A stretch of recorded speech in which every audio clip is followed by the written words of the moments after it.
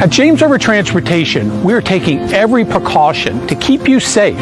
Hello, my name is Stephen Story, President of James River Transportation.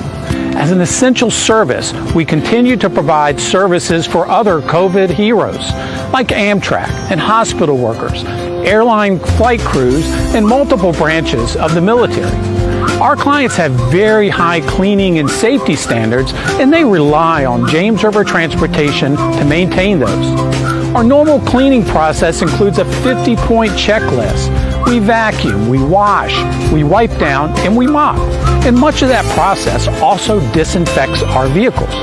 But we have added some procedures to enhance our cleaning. This process now includes an electrostatic fogger that pushes disinfectant to all the hard-to-reach areas in our vehicle.